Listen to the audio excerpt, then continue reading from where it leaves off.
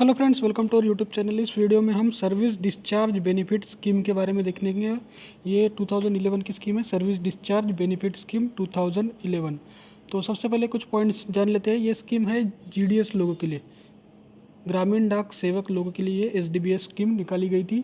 जैसे बाकी postal assistant के लिए या पोस्टमैन के लिए जो स्कीम रहती है एनपीएस, नेशनल पेंशन सिस्टम, उसी तरह से ये जीडीएस लोगों के लिए स्कीम है, सर्विस डिस्चार्ज बेनिफिट स्कीम।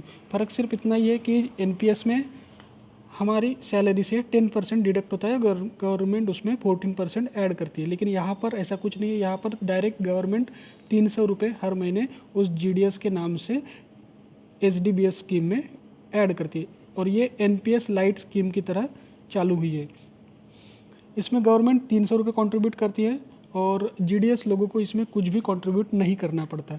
इसके बाद में इस स्कीम में जब जीडीएस रिटायर हो जाती है, यानी at the age of 65, GDS के लिए एज लिमिट रहेगी 65 पर जब वो रिटायर हो जाएंगे तो उस टाइम इनको 40% अमाउंट, जो भी अमाउंट जमा हुई होगी, जो भी पेंशन फंड में जमा हुई होगी, उसकी 40% अमाउंट इन्हें इन्वेस्ट करनी पड़ेगी पेंशन एन्युटी के लिए। पेंशन फंड में इसको जमा करनी पड़ेगी, 40% अमाउंट इन्वेस्ट करनी पड़ेगी पेंशन परचेस करने के लिए, और बची हुई जो 60% अमाउंट है वो ये अपने मन से यूटिलाइज कर सकते, खर्च कर सकते। अगर मान लो किसी की कोई रिटायरमेंट ले लेता है 58 के बाद में ही, तो ऐसे केस में इनकी 80% अमाउंट इन्वेस्ट हो जाएगी और सिर्फ 20% अमाउंट ये निकाल पाएंगे।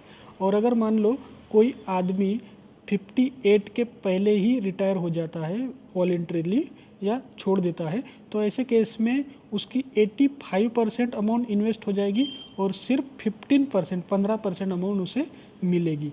तो ये है सर्विस डिस्चार्ज बेनिफिट स्कीम। तो सब पहले तो ये स्कीम थी सेवरेंस अलाउंस के रूप में थी, लेकिन बाद में ये चेंज हो गई है सर्विस डिस्चार्ज बेनिफिट स्कीम के रूप में। तो अगर कोई कन्वर्ट करता है, कोई आदमी सेवरेंस अलाउंस वाले में से शिफ्ट होता है सर्विस डिस्चार्ज बेनिफिट स्कीम में, जीडीएस कोई, तो ऐसे केस में उसके जितने साल पैसे जमा हुए हैं सेवरेंस अलाउंस में, वो हर साल 1500 के हिसाब से जितने साल उसने काम किया है उतनी अमाउंट उसकी एक्यूमुलेटेड जो पेंशन अमाउंट रहेगी उसमें जमा होगी। लेकिन कब? जब वो रिटायर होगा तब, पहले से जमा नहीं होगी। जब वो रिटायर होगा 65 या जो भी उसकी रिटायरमेंट लेगा तब वो जमा होगी। या फिर अगर उसकी डेथ होती है तो ऐसे केस में डेथ की जो भी उसके नॉमिनी या जिसको भी मिलने वाली है उसके लिए ये जमा हो पाएगी। और इसका रेट रहेगा 1500 पर ईयर, यानी 125 रुपये, 125 पर मंथ के हिसाब से। और अगर कोई मंथ 15 दिन से ज़्यादा अगर पीरियड रहा इस कैलकुलेट करने में, सेवरेंस अलाउंस का जो पीरियड है वो 15 दिन से ज़्यादा रहा तो उसे कंप्लीट मंथ पकड़ा जाएगा, और अगर 15 दिन से कम रहा तो वो इग्नोर किया जाएगा। तो सेवरेंस अलाउंस जितने साल तक इसका चालू था उतने साल का 1500 हर साल के हिसाब से जमा होगा अगर ये शिफ्ट होता है सर्विस डिस्चार्ज बेनिफिट स्कीम में। तो लेकिन जमा कब होगा? जब ये रिटायर होगा तब। तो चलिए स्कीम के बारे में शॉर्ट में देख लेते हैं। तो स्कीम का नाम है सर्विस डिस्चार्ज बेनिफिट स्कीम 2011। उसके बाद में एक न्यू स्कीम लॉन्च की गई थी। किसने लॉन्च की? पीएफआरडीए। पीएफआरडीए ने लॉन्च की थी 2010 में NPS light. The new scheme is based on the NPS lite scheme 2010। ये एनपीएस लाइट स्कीम जो है 2010 वाली, उसके ऊपर ही ये बेस्ड है और ये introduced by PFRDA for the workers groups of unorganize sector. और ये स्कीम जो है एनपीएस लाइट स्कीम जो इंट्रोड्यूस की दी गई थी पीएफआरडीए द्वारा, वो किसके लिए इंट्रोड्यूस की थी? तो ये वर्कर्स ग्रुप जो है अनऑर्गेनाइज सेक्टर के लिए या स्मॉल इन्वेस्टर जो है इनके लिए, और ये ऑल सिटीजन्स ऑफ इंडिया के लिए की गई थी। With certain modification suit the requirement of department as well as Gramin Dak सेवक। तो इसी स्कीम में एनपीएस लाइट की जो स्कीम थी 2010 वाली, उसी में थोड़ा सा मॉडिफिकेशन करके ये स्कीम डिपार्टमेंट ऑफ पोस्ट में लाई गई है जीडीएस लोगों के लिए। तो ये पॉइंट क्लियर हो गया होगा कि ये स्कीम किसके ऊपर बेस्ड है? बेस्ड है ये एनपीएस लाइट स्कीम के ऊपर। और ये कब किसने इंट्रोड्यूस की थी? ये पीएफआरडीए ने इंट्रोड्यूस की थी। और किसके? ये स्मॉल इनकम वाले लोगों के लिए इंट्रोड्यूस की गई थी, स्मॉल इन्वेस्टर जो बोलते हैं उनको। और ये सारे सिटीजन्स के लिए स्कीम थी। उसके बाद में आगे देखते हैं, the scheme shall utilize the platform of NPS lite. तो एनपीएस लाइट का जो प्लेटफॉर्म है उसी को ये वाली स्कीम जो एसडीबीएस वाली स्कीम है वो यूज़ करेगी। एनपीएस लाइट स्कीम का जो प्लेटफॉर्म है वही प्लेटफॉर्म ये भी यूज़ करेगी। कौन? एसडीबीएस, सर्विस डिस्चार्ज बेनिफिट स्कीम। तो इसमें क्या क्या यूज़ करेंगी, ये कौन सी चीज़ों के लिए एनपीएस लाइट का प्लेटफॉर्म यूज़ करेंगी? तो पहला रहेगा रजिस्ट्रेशन के लिए एनपीएस लाइट का प्लेटफॉर्म यूज़ करेंगी एसडीबीएस में। दूसरा है रिकॉर्ड कीपिंग के लिए। तीसरा फंड मैनेजमेंट। तो ये सारी चीज़ें जो है ये एनपीएस लाइट का ही तरह इसमें रहेगी। In accordance with relevant rules and regulation instructions issued from time to time. तो टाइम टू टाइम जो भी इंस्ट्रक्शन यूज़ किए गए एनपीएस लाइट के लिए वही इंस्ट्रक्शंस रूल्स इसको भी लागू होंगे। और ये रूल्स कौन बनाएगा? तो इसमें 3-4 लोग हैं। पहला तो है सेबी। सेबी का फुल फॉर्म रहेगा security and exchange board of India, SEBI. उसके बाद में पीएफआरडीए बनाएगा रूल। उसके बाद में सेबी रूल बनाएगा। उसके बाद में आरबीआई रूल बनाएंगे। उसके बाद में मिनिस्ट्री ऑफ फाइनेंस। उसके बाद में government of India in this regard on an optional basis for the Gramin Dak सेवक। तो ये ऑप्शनल बेसिस पे ये प्लेटफॉर्म यूज़ कर रहे हैं ग्रामीण डाक सेवक के लिए। कंपलसरी नहीं कि ये एनपीएस लाइट का ही प्लेटफॉर्म यूज़ करें, बाद में चेंज कर सकते हैं, लेकिन ये अभी फिलहाल तो उसी के ऊपर चल रहा है। और इसके रूल्स जो है वो कौन कौन बनाते हैं? PFRDA, security and exchange board of India, SEBI, RBI और ministry of finance, government of India. तो ये सारे लोग रूल्स बनाते हैं और उसी रूल्स के ऊपर एनपीएस लाइट चलता है और एनपीएस लाइट के बेस पर ही ये एसडीबीएस स्कीम चालू है।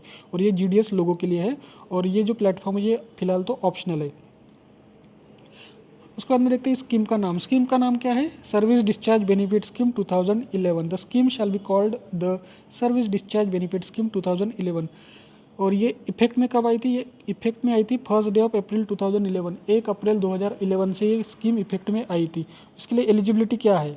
तो एलिजिबिलिटी है एग्जिस्टिंग ग्रामीण डाक सेवक अगर है, यानी अभी ऑलरेडी वो लोग काम कर रहे हैं, जीडीएस में ऑलरेडी काम कर रहे हैं जो, तो ऐसे लोगों को ये एक ऑप्शन दिया जाएगा कि आप या तो एसडीबीएस में शिफ्ट हो जाओ या फिर पुरानी जो सेवरेंस स्कीम थी, सेवरेंस अलाउंस वाली, उसमें रहो। All existing regularly engaged Gramin Dak Sevaks who have selected after due process in accordance with the Gramin Dak Sevak Conduct and Employment Rules 2001 and rendered at least 1 year satisfactory service subject to the provisions contained in clause 2 to 4 below are eligible to join the scheme। तो सारे जो भी GDS लोग हैं जो already 1 साल पूरा कर चुके हैं उन सारे लोगों के लिए ये स्कीम लागू होगी।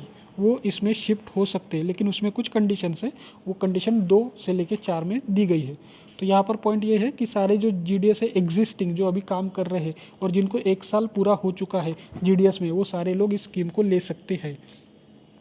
उसके बाद में सेकंड पॉइंट है द एग्जिस्टिंग ग्रामीण डाक सेवक who are due to be discharged from service within 3 years as on 1 January 2011 shall not be eligible to join the scheme। तो जिस किसी जीडीएस को 3 साल होंगे, 3 साल ही बचे हैं, कौन सी तारीख को? 1 जनवरी 2011 को जिसको 3 साल बचे हैं, जिसकी सर्विस ही 3 साल बची है 1 जनवरी 2011 को, वो लोग इसमें एलिजिबल नहीं रहेंगे। तो अभी इसको चालू होकर 10 साल हो चुके। तो 1 जनवरी 2011 को जिसको 3 साल होने बाकी थे वो लोग इसके लिए एलिजिबल नहीं थे। नेक्स्ट आगे देखते हैं। ऑप्शन रहेगा इसमें the existing regularly engage Gramin Dak Sevak on the date of notification of the service discharge benefit scheme SDBS shall exercise an option in the prescribed pro forma। उसका प्रो फार्मा रहेगा SDBS 8। किसके लिए ये ऑप्शन रहेगा उसके पास कि वो शिफ्ट हो सके जो अभी स्कीम चालू है उससे सर्विस डिस्चार्ज बेनिफिट स्कीम में वो शिफ्ट हो सकता है। उसके लिए कौन सा फॉर्म भरेगा? SDBS 8 नंबर का फॉर्म रहेगा शिफ्टिंग के लिए। In the prescribe proforma SDBS 8 either to switch over the new service discharge benefit scheme SDPS, या तो वो शिफ्ट हो सकता है आइदर टू स्विच हो सकता है न्यू स्कीम में, new service discharge benefit scheme, या फिर or to continue in the existing severance amount scheme, या तो उसकी जो ऑलरेडी चालू स्कीम है सेवरेंस अमाउंट स्कीम, पहले जो स्कीम थी वो थी सेवरेंस अमाउंट स्कीम और वो अभी शिफ्ट हो जाएगा SDBS स्कीम में। अगर वो फॉर्म SDBS 8 में लिख के देता है कि मुझे शिफ्ट होना है, तो ऐसे केस में जो एग्जिस्टिंग जो अभी काम कर रहा है जीडीएस वो शिफ्ट हो सकता है सेवरेंस अमाउंट स्कीम से कौन सी स्कीम में? SDBS स्कीम में। नोट, इसमें एक नोट दिया है the existing Gramin Dak Sevak opting to continue to remain under the severance amount scheme shall continue to be subject to the existing term and condition of that scheme without any linkage whatsoever to the SDBS scheme. और अगर कोई बोलता है कि उसे shift नहीं होना है SDBS स्कीम में, तो वो उसी स्कीम में, कौन सी स्कीम में, सेवरेंस अमाउंट स्कीम में कंटिन्यू कर सकता है और उसके बाकी के जो कंडीशंस थे पहले वाले वही लागू रहेंगे और ये SDBS स्कीम का कोई भी रूल उसे अप्लाई नहीं होगा अगर कोई चाहता है कि उसे शिफ्ट नहीं होना है। लेकिन ये 10 साल पुरानी बात है, 2011 की। आगे देखते हैं। Fourth point, in case of Gramin Dak Sevak opting to join the service discharge benefit scheme, the severance amount accrued till the date of their joining the scheme at the rate of rupees 1500 for every completed year of service till their enrollment under SDBS will be added to the accumulated contributions in their permanent retirement account at the time of discharge from service or death for annuitization or utilization in accordance with this regulation. तो इसका मतलब यही है कि अगर कोई shift होता है सेवरेंस अमाउंट स्कीम से SDBS स्कीम में, तो उसकी जो अमाउंट जमा होगी सेवरेंस अमाउंट स्कीम में, जो भी अमाउंट उसकी एक्रूड हो गई होंगी, जो भी अमाउंट उसकी जमा हो गई होंगी जब जिस दिन से वो ज्वाइन होता है SDBS स्कीम में, तो उस दिन तक उसके हर साल का 1500 रुपया जमा हो जाएगा SDBS स्कीम के एन्युटी में। लेकिन कब? जब वो रिटायर होगा तब, जब वो डिस्चार्ज होगा सर्विस से तब। उस समय उसके जितने साल उसने सर्विस सेवरेंस अमाउंट स्कीम में जितने पैसे जमा किए हैं उस पैसों का हिसाब लगाया जाएगा हर साल 1500 रुपये के हिसाब से। हर साल उसकी 1500 रुपये की अमाउंट जमा होगी सर्विस डिस्चार्ज बेनिफिट स्कीम में। लेकिन कब? जब वो रिटायर होगा तब।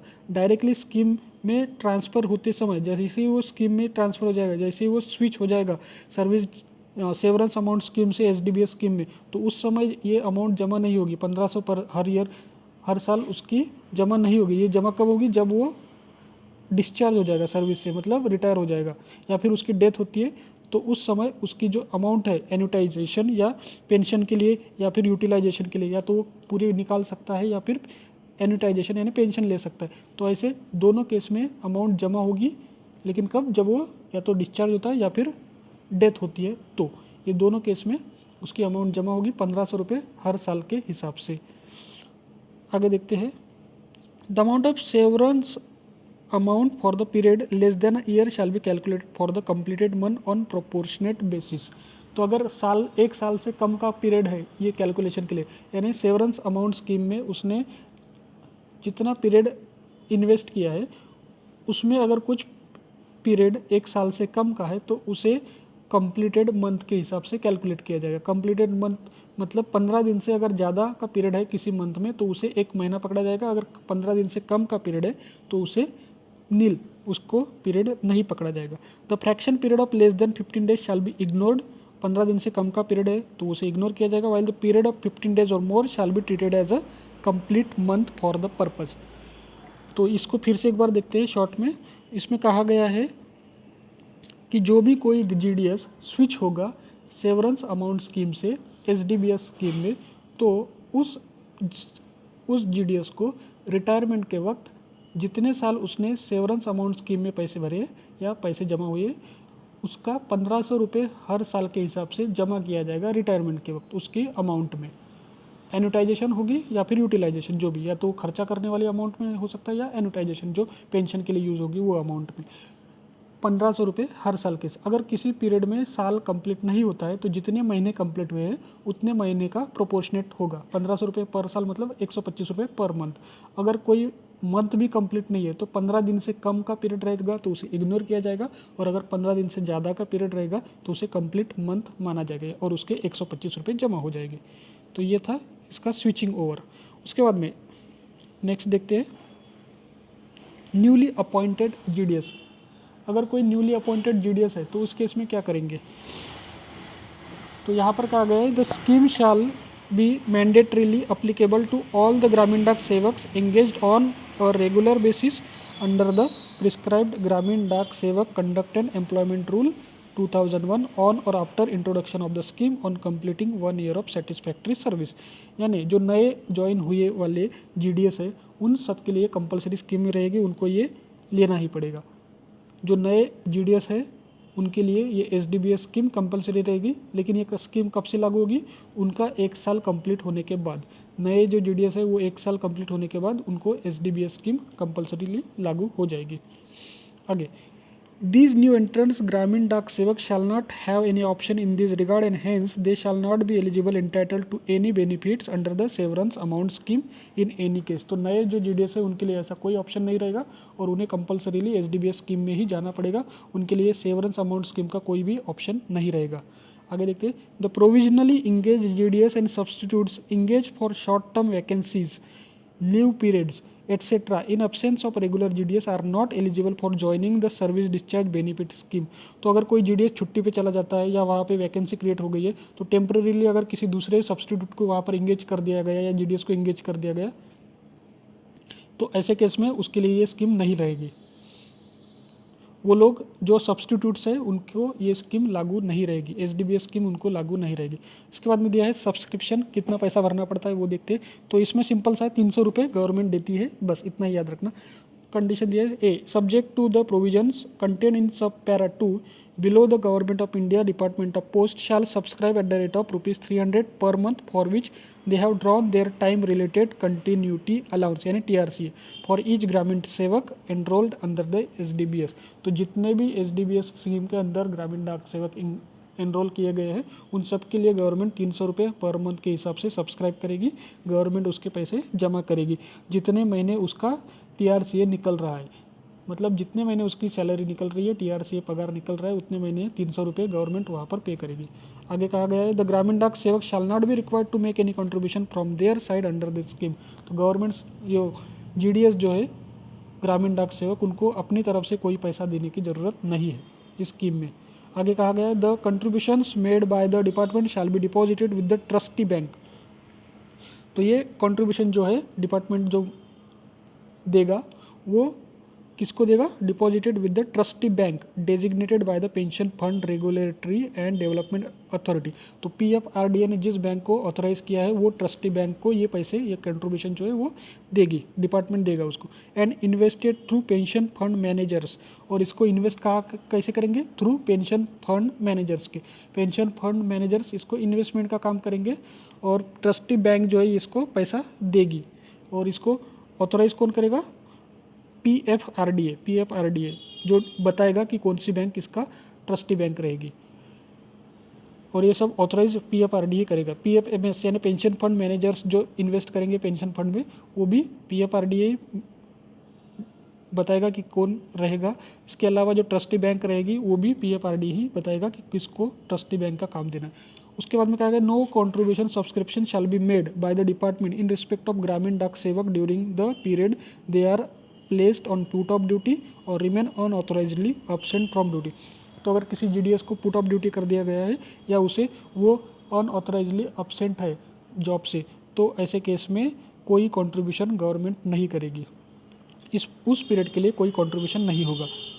आगे देखते हैं, in other word the contribution will not be made for such beneficiaries for home the TRCA is not drawn by drawing and disbursing officer. तो जिस किसी का TRCA नहीं निकला तो उसका SDBS भी नहीं निकलेगा। सिंपल याद रखना, जिसका भी TRCA नहीं निकलेगा उसका SDBS भी नहीं निकलेगा। नोडल एजेंसी, तो इसके लिए नोडल एजेंसी कौन सी ये देखते हैं। तो PFRDA pension fund regulatory development authority PFRDA is the nodal agency. तो पहला याद रखना नोडल एजेंसी कौन है? PFRDA इसकी नोडल एजेंसी। उसके बाद में CRA central record keeping agency appointed by the PFRDA will maintain the data record as well as upload transmit the data। उसके बाद में पहला था PFRDA, ये नोडल एजेंसी होगी। उसके बाद में CRA यानी सेंट्रल रिकॉर्ड कीपिंग एजेंसी, नाम में ये रिकॉर्ड कीपिंग, तो ये क्या करेगा? रिकॉर्ड कीपिंग का काम करेंगी। तो और इसको ऑथराइज कौन करेगा? PFRDA ने अपॉइंट किया गया है। PFRDA अपॉइंट करेगा CRA को। CRA क्या काम करेगा? तो रिकॉर्ड कीपिंग का काम करेगा और ये ट्रांसमिट करेगा या अपलोड करेगा डाटा किसको? ट्रस्टी बैंक को ये लोग डाटा ट्रांसमिट करेंगे और क्या देंगे? उनको एडवाइस देंगे कि फंड जो है to transfer the fund to the relevant pension fund manager PFM for investment person. तो ट्रस्टी बैंक को ये डाटा ट्रांसफ़र करेंगे कौन? CRA central record keeping agency data transfer करेंगे ट्रस्टी बैंक को, और ट्रस्टी बैंक को बोलेंगे कि आप लोग इसको फंड को ट्रांसफ़र करो किसको, पेंशन फंड मैनेजर को, जिससे कि वो इन्वेस्टमेंट कर सके। तो यहाँ पर 4 पॉइंट है। पहला था सबसे बड़ा PFRDA जो नोडल एजेंसी, उसके बाद में आता था CRA जो रिकॉर्ड कीपिंग का काम करती है, उसके बाद में आता है ट्रस्टी बैंक जिसकी तरफ डाटा भेजता है CRA डाटा भेजेगा ट्रस्टी बैंक को, और ट्रस्टी बैंक क्या करेगा, पैसा भेजेगा किसको, फंड भेजेगा पेंशन फंड मैनेजर को, और पेंशन फंड मैनेजर क्या करेगा, उसको इन्वेस्टमेंट करेगा। ठीक है, यहाँ तक क्लियर। आगे देखते हैं। At present national security depository limited Mumbai is the designated CRA for PFRDA for this scheme. तो अभी फिलहाल NSDL जो है वही CRA है PFRDA के लिए। आगे देखते हैं। फॉर्म है इसके कुछ। पहला है NLS1 यानी application form, simple enrolment form है ये। ग्रामीण डाक सेवक जो भी SDBS में आना चाहते हैं वो लोग ये फॉर्म भरेंगे। The Gramin Dak Sevaks opting to come under the SDBS shall have to submit an application in prescribed pro forma NLS1 for their enrollment in the service discharge benefit scheme। तो एनरोलमेंट के लिए फॉर्म रहेगा NLS1। दूसरा form है SDBS2 form रहेगा। ये collection centre क्या है, इसका मीनिंग आगे देखेंगे। कलेक्शन सेंटर सिंपल याद रखना कि ये डिवीजन ऑफिस जो है सुप्रिटेंडेंट ऑफिस वो कलेक्शन सेंटर का काम करेंगे। The collection centre shall maintain a register of GDS applied for enrolment. तो SDBS2 क्या रहेगा, SDBS2 एक रजिस्टर रहेगा जिसमें जिन जिन GDS लोगों ने अप्लीकेशन दिया है SDBS1 फॉर्म में उनका एक रिकॉर्ड रहेगा, एक रजिस्टर रहेगा उनका, जिन लोगों ने अप्लीकेशन दिया है एनरोलमेंट के लिए, एनरोलमेंट हुआ नहीं है सिर्फ अप्लीकेशन दिया है, तो वो रहेगा SDBS2 रजिस्टर। और उसमें क्या क्या लिखा जाएगा, उसमें लिखा जाएगा name, designation, office of working, प्रान एट्सेट्रा, और उसको टाइम टू टाइम अपडेट किया जाएगा। तो ये है SDBS2 फॉर्म। SDBS2 फॉर्म में क्या रहेगा, डिवीजन ऑफिस यानी कलेक्शन सेंटर वो एक रजिस्टर मेंटेन करेंगे जिसमें जिन जिन GDS ने SDBS के लिए अप्लीकेशन दिया है एनरोलमेंट के लिए उनका डिटेल रहेगा। डिटेल में रहेंगे नाम, डेजिग्नेशन, ऑफिस और प्रान नंबर। उसके बाद में ये रजिस्टर जो है परमानेंट रिकॉर्ड रहेगा। आगे देखते हैं। HPO, HRO and AO shell also maintain the register. और ये जो रजिस्टर है ये कलेक्शन सेंटर यानी डिवीजन ऑफिस तो रखता ही था, इसके अलावा हेड ऑफिस और हेड रिकॉर्ड ऑफिस और अकाउंट ऑफिस ये लोग भी ये मेंटेन करेंगे रजिस्टर SDBS2 का, और इसे भी अपडेटेड रखेंगे with list, supplementary list received by them from the collection centre for their reference and record. और कलेक्शन सेंटर से जो लिस्ट आएंगी उस लिस्ट से ये टैली करेंगे उसको। आगे नेक्स्ट है SDBS3 फॉर्म। तो ये collection centres shell also for the first time prepare a list of all such GDS enrolled under SDBS mentioning the particular of GDS। तो जितने भी लोगों का एनरोलमेंट हो चुका है, पहला SDBS2 था अप्लीकेशन जिनके रिसीव हुए, अभी SDBS3 है जिनका एनरोलमेंट हो चुका है, एनरोल्ड अंडर SDBS, तो उन सब की डिटेल रहेंगी SDBS3 में।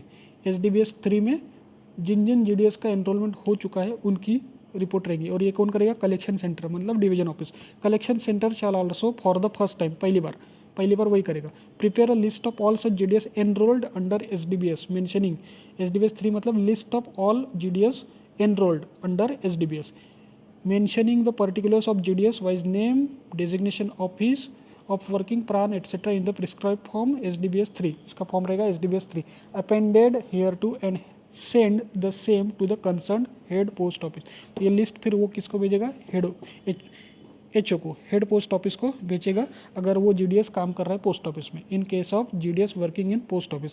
और अगर वो RMS में काम कर रहा है तो वो हेड रिकॉर्ड ऑफिस को SDBS3 फॉर्म मैंने लिस्ट भेजेगा ऐसे सारे GDS की जिन्होंने एनरोलमेंट किया है SDBS के अंडर। वो इस डिसबर्स जो भी उसका डिसबर्समेंट करता होगा TRCA का, time related continuity allowance to the GDS as well as the aggregator cum account office for the information and record. इसके अलावा वो अकाउंट ऑफिस को भी इसकी एक कॉपी भेजेगा, कौन, कलेक्शन सेंटर मतलब डिवीजन ऑफिस। तो डिवीजन ऑफिस क्या करेगा, डिवीजन ऑफिस ऐसे सारे GDS की जिनका एनरोलमेंट हो चुका है उनकी लिस्ट भेजेगा HO को अगर पोस्ट ऑफिस में तो, या फिर RMS में तो HRO को, और एक कॉपी भेजेगा अकाउंट ऑफिस को। ठीक है, आगे देखते हैं SDBS4।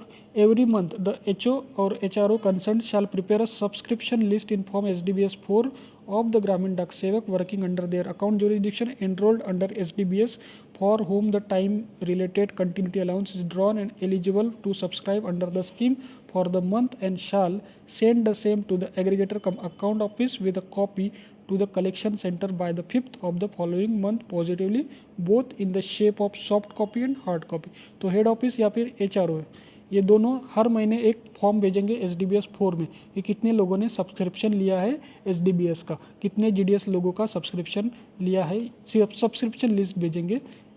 सब्सक्रिप्शन लिस्ट का फॉर्म रहेगा SDBS 4। सारे ग्रामीण डाक सेवक जो कि उनके जुरिस्डिक्शन के अंदर काम कर रहे हैं और जिनका एनरोलमेंट हो चुका है SDBS में, और ये कितने तारीख तक, 5 तारीख तक। और इसकी एक कॉपी कलेक्शन सेंटर यानी डिवीज़न ऑफिस को भी भेजेंगे इन्फॉर्मेशन के लिए। 5 तारीख तक ये काम करना है। तो हेड ऑफिस और HRO ये लोग SDBS की एक लिस्ट, SDBS 4 फॉर्म में एक लिस्ट भेजेंगे सब्सक्रिप्शन कितना हुआ उसकी, एक तो अकाउंट ऑफिस को और उसकी इन्फॉर्मेशन भेजेंगे कलेक्शन सेंटर यानी डिवीज़न ऑफिस को, और कौन सी तारीख तक, 5 तारीख तक।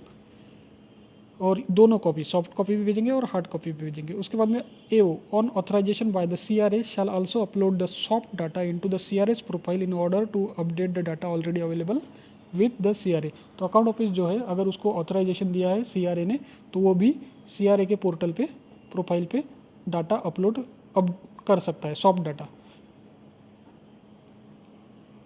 आगे देखते हैं SDBS 5। SDBS 5 का जो फॉर्म है the AO on receipt of list from HPO। तो HPO हेड ऑफिस ने अकाउंट ऑफिस को SDBS 4 लिस्ट भेज दिए। अब SDBS 4 की लिस्ट अकाउंट ऑफिस को मिल चुकी। The account office on receipt of list from HPO and HROs shall verify the particular of GDS from the registered maintain at their and shall prepare the consolidated list of the GDS in form SDBS 5। तो account office क्या करेगा, एक consolidation बनाएगा, सारे उसका form रहेगा form SDBS 5। SDBS 5 consolidation रहेगा सारे GDS लोगों का जिनको एनरोलमेंट हो चुका है। कंसोलिडेशन लिस्ट रहेगी SDBS 5 और ये कौन बनाएगा, अकाउंट ऑफिस। उसके बाद में देखते हैं management and utilization of fund. तो इसका फंड का जो पैसे जमा होते हैं 300 रुपये पर मंथ, उसका यूटिलाइजेशन किस तरह से होता है वो देखते हैं। The fund accumulated under the SDBS scheme shall be administered by the NPS trust and invested by the pension fund manager। तो ये इसका फंड का एडमिनिस्ट्रेशन रहेगा NPS ट्रस्ट के पास, जो भी SDBS स्कीम में फंड जमा होगा उसका एडमिनिस्ट्रेशन रहेगा पेंशन NPS ट्रस्ट के पास, और इसको इन्वेस्टमेंट कौन करेगा, pension fund manager PFM as per investment management agreement. इसका जो भी एग्रीमेंट रहेगा IMA investment management agreement IMA enter into between NPS trust and PFMS। तो NPS और PFMS के बीच में जो भी एग्रीमेंट हुआ गया उस हिसाब से ये फंड इन्वेस्ट होगा। जैसे कि उन्होंने इन्वेस्टमेंट में अगर उन्होंने एग्रीमेंट किया कि SBI UTI और LIC में इन्वेस्ट करना है तो वहाँ पर ही इन्वेस्ट करेंगे। इस तरह से ये काम चलेगा। Exit from the SDBS। तो SDBS से एग्जिट किस तरह कर सकते हैं वो देखते हैं। At the time of discharge of his or service from the department on attaining the age of normal discharge, the outgoing Gramin Dak Sevak would be required to invest a minimum of 40% of accumulation to purchase a life annuity from any authorized life insurance company duly approved by the Insurance Regulatory and Development Authority। तो जब भी वो retire हो जाएगा, retirement की जब उसकी as हो जाएगी उस टाइम पे 40% उसको इन्वेस्ट करना है एक पेंशन फंड लेने के लिए, लाइफ एन्यूटी परचेस करने के लिए, पेंशन परचेस करने के लिए। कौन सी, किसी तो भी इंश्योरेंस कंपनी से लेगा जो ऑथराइज की गई होंगी, अप्रूव की होंगी IRDA द्वारा। जब भी रिटायर होगा तो 40% इन्वेस्ट करेगा, simple. However the outgoing GDS shall be free to purchase a life annuity even for a sum exceeding 40% of their accumulation in the fund. तो रिटायरमेंट के वक्त वो 40% से ज़्यादा पैसा भी इन्वेस्ट कर सकता है पेंशन फंड में। आगे, the life insurance company shall pay a suitable amount of monthly return to the discharge GDS and his her spouse during their remaining life time based on the terms and condition of investment.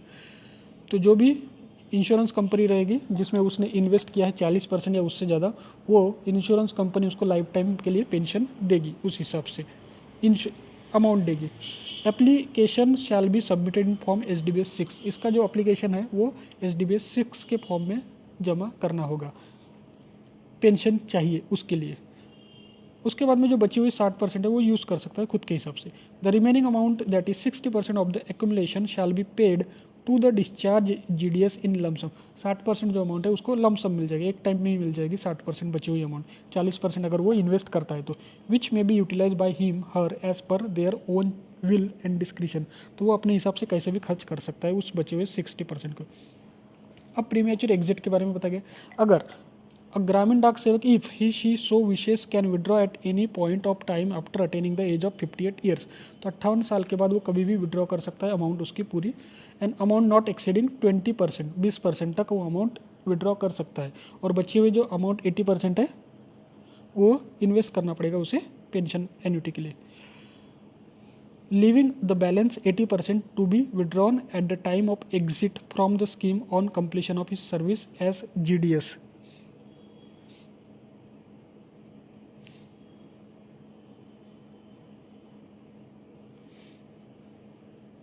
आगे, but in such case the entire 80% of the accumulation shall be required to be invested to purchase a life annuity from the authorized life insurance company as referred to sub para 1 above.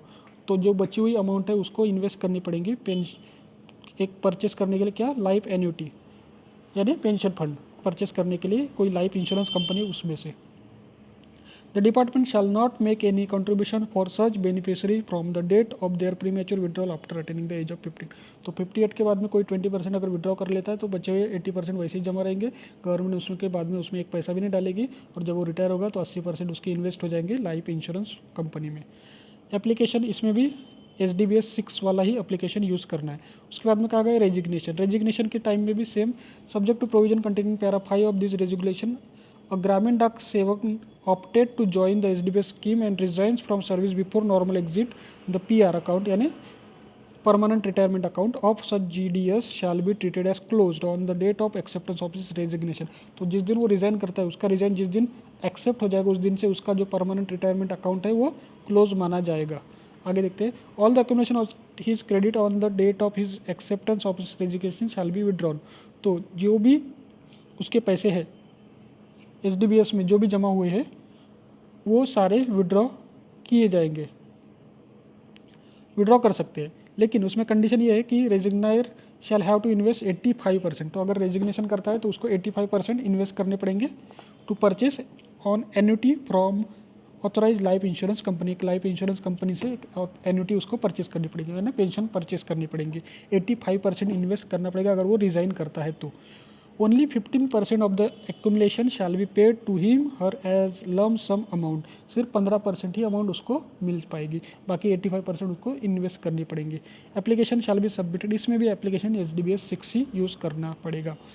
उसके बाद में आगे देखते हैं, at the time of exit and or making premature withdrawal from the scheme the beneficiary shall have to submit an application through collection centre to the central record keeping agency for settlement of his due accumulation in the permanent retirement account in form SDBS 6। तो ये SDBS 6 form ही उसको लेना है अगर वो resign करता है तो। लेकिन ये कहाँ पर जमा करना पड़ेगा उसको, कलेक्शन सेंटर में यानी डिवीजन ऑफिस में, अगर वो एग्जिट करता है, प्रीमेच्योर एग्जिट करता है, प्रीमेच्योर विड्रॉल करता है तो। और कलेक्शन सेंटर के थ्रू वो एप्लीकेशन जाएगा CRA को, सेंट्रल रिकॉर्ड कीपिंग एजेंसी को जाएगा, और वहाँ पे फिर इसके जो भी ड्यूज़ है वो सेटल हो जाएंगे। परमानेंट रिटायरमेंट अकाउंट में जितने भी पैसे हैं वो सेटल हो जाएंगे CRA के थ्रू। यानी ये जमा करेगा SDBS 6 का फॉर्म डिवीजन ऑफिस को यानी कलेक्शन सेंटर को, और वहाँ से ये आगे जाएगा CRA के पास। आगे देखते हैं, the CRA shall calculate the dues accumulation and settle the claim in accordance with this regulation, release amount for investment on behalf of the holder of PRA of the percentage of the accumulation to purchase an annuity in favour of the holder of account and make payment of residual sum to the applicant concern through the collection centre under intimation to account office. तो यहाँ पर ये कहा गया है कि CRA जब उसके पास अप्लीकेशन आ जाएगा तो वो क्या करेगा, कैलकुलेशन करेगा और ड्यूज सेटल करेगा, और जो अमाउंट है इन्वेस्टमेंट के लिए 85% वो रिलीज़ करेगा उस जिस भी इंश्योरेंस कंपनी उसको, और बची हुई जो अमाउंट है वो जो GDS है उसको मिल जाएगी। तो इसमें CRA क्या करेगा, कैलकुलेट करेगा कितने ड्यू बाकी है, उसके बाद में सेटल करेगा claim in accordance with this regulation, उसके बाद में रिलीज़ करेगा, release amount for investment on behalf of the holder, उस होल्डर के बिहाफ में ये CRA ही इन्वेस्टमेंट के लिए उतनी अमाउंट रिलीज़ करेगा उस इंश्योरेंस कंपनी को। 85% अमाउंट जो थी of the percentage of the accumulation to purchase annuity in favour of holder of account, यानी उस अकाउंट होल्डर के फेवर में एक एन्यूटी यानी पेंशन फंड परचेस करेगा, जिससे कि उसको हर महीने पेंशन मिलती रहेगी। ये कितनी अमाउंट रहेगी, 85%। And make payment of residual, और बची हुई जो 15% है सम टू द अप्लीकेंट, उस अप्लीकेंट को बचे हुए 15% देगा। किसके थ्रू देगा, through the collection centre CC under intimation to account office. Collection centre कौन रहेगा, डिवीजन ऑफिस। आगे देखते हैं डेथ, अगर डेथ होती है इन सर्विस में तो क्या करेंगे, in the event of death of Gramin Dak सेवक while in service the nominee legal heir will have an option either to receive the entire accumulation in the late GDS PRA till the day of death as lump sum or to continue to be enrolled under the scheme if they so desire। तो इसमें दो option रहेगा, अगर किसी GDS की death होती है तो उसके PRA यानी पेंशन परमानेंट रिटायरमेंट अकाउंट में जितना भी SDBS का पैसा है वो पूरी की पूरी अमाउंट वो लीगल हेयर या नॉमिनी जो भी है वो पूरा अमाउंट विड्रॉ कर सकता है। एक्यूमुलेशन जितना भी है वो पूरा का पूरा अमाउंट वो विड्रॉ कर सकता है। ये पहला ऑप्शन हो गया। जिस डेथ की डेट तक, जिस दिन उसकी डेथ हुई है उस तारीख तक का जितना भी पैसा है वो पूरा विड्रॉ कर सकता है उसका नॉमिनी। दूसरा ऑप्शन रहेगा उस स्कीम को वो कंटिन्यू कर सकता है, अगर उसकी इच्छा है तो उस स्कीम को वो कंटिन्यू कर सकता है, लेकिन ऐसे केस में उसको पैसे खुद भरने होंगे, गवर्नमेंट पैसे नहीं भरेगी। इन दैट केस ही और she the nominee legal heir will have to subscribe to the scheme personally from their own pocket, उसको अपने जेब से पैसे भरने पड़ेंगे, जो 300 रुपये महीने के भरते थे वो। After following the KYC procedure and the government shall bear no responsibility on or have any liability whatsoever for making further contribution etc. to the scheme on behalf of such deceased Gramin Dak Sevak और to the payment of any accumulated exit value to such nominee legal heir. तो ऐसे case में उस nominee को अपने जेब से पैसे भरने हैं, गवर्नमेंट की कोई रिस्पॉन्सिबिलिटी नहीं रहेगी पैसे जमा करने की ऐसे केस में। आगे देखते हैं, the nominee legal heir of deceased Gramin Dak Sevak as per sub para 1 above shall continue till the month by which the deceased Gramin Dak Sevak could have attend the age of normal discharge 65 year at present. तो ऐसे case में जो nominee रहेंगे, अगर death हो जाती है इसकी GDS की, तो नॉमिनी उसको कंटिन्यू कर सकता है कितने साल तक, जितने साल तक वो उसकी नॉर्मल डिस्चार्ज की एज रहती है 65 ईयर्स।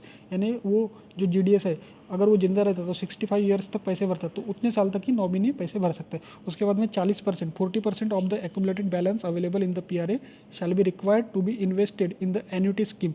तो 40% अमाउंट उसको फिर इन्वेस्ट करनी पड़ेंगे और बची हुई 60% अमाउंट जो है वो नॉमिनी ले सकता है, यूटिलाइज कर सकता है उसके हिसाब से, उसको जैसे चाहिए वो वैसा।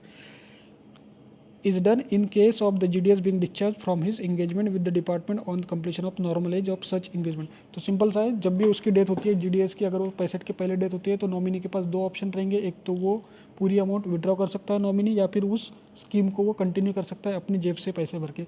अगर उसने जेब से पैसे भरे तो 65 साल का जब GDS हो सकता था उस एज को वो पूरी अमाउंट उसकी ख़त्म हो जाएगी, और 40% वो विड्रॉ कर सकता है और 40% वो इन्वेस्ट करेगा पेंशन एन्युटी में, और जो 60% है वो विड्रॉ कर सकता है कौन, नॉमिनी। तो यही इसमें मीनिंग दिया गया है। उसके बाद में PR account so continued and open by the nominee legal heir of the deceased Gramin Dak सेवक। तो ऐसे जो परमानेंट रिटायरमेंट अकाउंट है वो नॉमिनी या लीगल हेयर कंटिन्यू कर सकते हैं। उसके बाद में डिसमिसल रिमूवल फ्रॉम सर्विस, अगर कोई डिसमिस हो जाता है या रिमूव फ्रॉम सर्विस हो जाता है तो ऐसे केस में क्या करते हैं, तो उसको एक भी पैसा नहीं मिलेगा। इन case of Gramin Dak Sevak being dismiss और removal from service as a result of penal action disciplinary proceeding, he she shall cease to be a member of SDBS and shall automatically forfeit his past service from the date of such dismissal removal, and he will have no claim whatsoever in respect of accumulation in his or account under SDBS। तो simple सा, अगर कोई dismiss या remove होता है तो उसकी पास service जो है वो फॉरफिट हो जाती है, सीज हो जाती है। तो ऐसे केस में उसका SDBS अकाउंट भी बंद हो जाता है, सीज हो जाता है, तो उसको SDBS स्कीम से कोई भी फायदा नहीं होगा, कुछ भी पैसा नहीं मिलेगा अगर वो रिमूव या डिसमिस हो जाता है तो।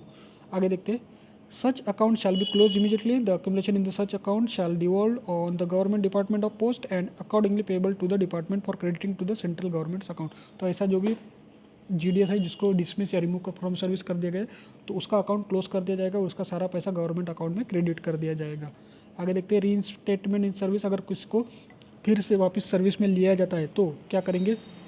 In the case of dismiss, removed from service, Gramin Dak Sevak is reinstated in the service by any the appellate revisionary authority or by court order and completely exonerated of the charges leveled against him, her, and also the period of put-up service is treated to be as service, such GDS shall be deemed to have been continuing as a member of the scheme, and necessary accumulated subscription for such period treated as duty shall be contributed paid by the department at normal rates. तो अगर किसी को remove from service कर दिया जाता है और बाद में उसने केस कर दिया कोर्ट में और कोर्ट ने बोला कि इसको रिमूव नहीं करना चाहिए, वापस से जॉब में लो, तो ऐसे केस में उसका जितना भी पीरियड पुट अप ड्यूटी में था, जितना भी पीरियड उसको रिमूव फ्रॉम सर्विस किया गया वो सारा पीरियड उसको सर्विस माना जाएगा और उस हिसाब से एसडीबीएस स्कीम का मेंबर भी माना जाएगा और उतना पीरियड का जो भी एसडीबीएस का अमाउंट था उसका कंट्रीब्यूशन था वो पेड किया जाएगा नॉर्मल रेट पे ही। यही यहाँ पर कहा गया। अभी कुछ डेफिनेशन है उसको शॉर्ट में देखते हैं। पहला है एन्युटी या life annuity, means annuity scheme of life insurance company approved by the insurance IRDA to be purchase mandatory by the subscriber beneficiary at the time of exit from the scheme. तो exit के वक्त यानी scheme से जब exit होगा normal discharge के वक्त यानी 65 साल तक, तो उसके बाद में जो पेंशन फंड उसको परचेस करना है उसे एन्युटी कहेंगे या लाइफ एन्युटी कहेंगे, यानी पेंशन इन शॉर्ट। आगे देखते हैं collection centre CC for the purpose of SDBS means an office of director or superintendent senior superintendent of post office head of the postal division in the department of post. तो collection centre मतलब क्या होगा, या तो director का office या senior superintendent का office या सुपरिटेंडेंट का ऑफिस या head of the postal division, ये कलेक्शन सेंटर। उसके बाद में CRA मीन्स CRA का मतलब है सेंट्रल रिकॉर्ड कीपिंग एजेंसी, और इसको अपॉइंट कौन किया करेगा, appointed by the PFRDA to keep and maintain individual record and data of each and every subscriber beneficiary under the NPS lite as well as SDBS। तो CRA क्या करेगा, data रखेगा NPS light और SDBS का, और इसको appoint कौन करेगा, PFRDA। उसके बाद में depository account means the account open maintained and operated by the portfolio fund manager with any depository और depository participant registered under the SEBI Depositories and Participants Regulation 1996 which shall exclusively deal with the portfolio of SDBS। तो इसमें depository account मतलब कौन रहेगा, एक account रहेगा जिसको open किया जाएगा या मेंटेन किया जाएगा किसके द्वारा, पोर्टफोलियो फंड मैनेजर के द्वारा। फंड मैनेजर इसको मेंटेन करेगा और एक अकाउंट किसके लिए रहेगा, सिर्फ SDBS से रिलेटेड जो भी चीज़ें उसको ही ये देखेगा, उससे ही डील करेगा। ये SDBS से रिलेटेड जो अकाउंट है उससे डील करेगा। ये कौन सा, डिपॉजिटरी अकाउंट, और इसको कौन मेंटेन करेगा, पोर्टफोलियो मैनेजर या फंड मैनेजर। आगे देखते हैं facilitation centre means facilitation centre of central record keeping agency functioning anywhere in the country. तो CRA central record keeping agency का ही एक ब्रांच रहेगी फैसिलिटेशन सेंटर, जो इंडिया में कहीं पे भी रहेंगे। उसके बाद में NPS new pension scheme means the new pension scheme introduced by the Ministry of Finance, Department of Economic Affairs and regulated by PFRDA for the central government department employee। तो NPS पता है सबको, PFRDA रेगुलेट करता है और किसने introduce किया है, मिनिस्ट्री ऑफ फाइनेंस ने और डिपार्टमेंट ऑफ इकोनॉमिक अफेयर्स, और इसको रेगुलेट कौन करेगा, PFRDA। आगे देखते हैं NPS lite means NPS lite pension scheme launched as an initiative of the pension fund regulatory and development authority PFRDA of India for the benefit of senior citizen small investor and workers in the unorganised sector vide PFRDA NPS lite office document issued under the national pension system. तो ये NPS की तरह ही NPS light use किया गया है और ये किसके लिए किया गया है, वर्कर्स के लिए, small investor, worker, senior citizen in unorganised sectors के लिए, अनऑर्गेनाइज सेक्टर्स के लिए ये स्कीम लॉन्च की गई थी NPS लाइट। आगे देखते हैं NPS trust means the new pension system trust. NPS trust मतलब new pension system trust establish by the PFRDA under Indian trust act 1862 which is administer the national pension system. NPS trust ही देखता है national pension system को। NPS को कौन देखता है, NPS trust.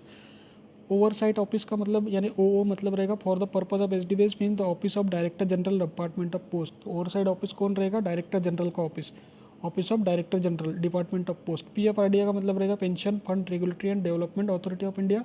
आगे है पेंशन फंड मैनेजर यानी PFM मीन्स कंपनी एंड और agency appointed by PFRDA to render fund management service for the management of funds under various pension fund scheme including SDBS as per laid down terms and condition. तो PFM क्या करेगा, ये render fund management करेगा।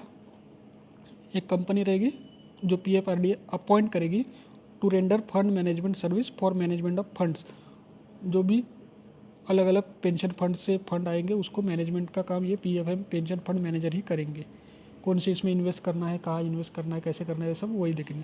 PRA मतलब permanent retirement account to be open by the CRA in respect of each GDS beneficiary subscriber under SDBS। तो SDBS के under जो GDS के अकाउंट खुलेंगे उसको हम PRA परमानेंट रिटायरमेंट अकाउंट कहेंगे। उसके बाद में प्रान अकाउंट जिसका ओपन होगा उसको एक नंबर मिलेगा, उसको कहेंगे PRAN number. Means the permanent retirement account number to be allotted by the CRA to each GDS beneficiary subscriber under the SDBS scheme. तो SDBS स्कीम के अंडर जितने भी GDS है उनको एक अकाउंट नंबर मिलेगा, उसको हम बोलेंगे प्रान नंबर यानी परमानेंट रिटायरमेंट अकाउंट नंबर। और लास्ट है सेविंग बैंक अकाउंट मतलब अपना post office. Means the account open account scheme means the account scheme in the concern post office by the Gramin Dak सेवक for the purpose of SDBS open under the post office saving. तो SB का जो भी account post office में खुला है उसे saving bank account कहेंगे हम।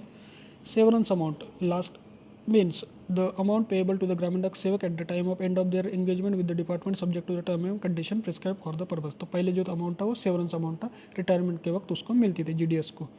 और ट्रस्टी बैंक का मतलब रहेगा means the bank designated by NPS trust PFRDA for receiving and holding the fund and maintaining accounts therefor in respect of SDBS। तो SDBS से रिलेटेड जो भी अकाउंट्स है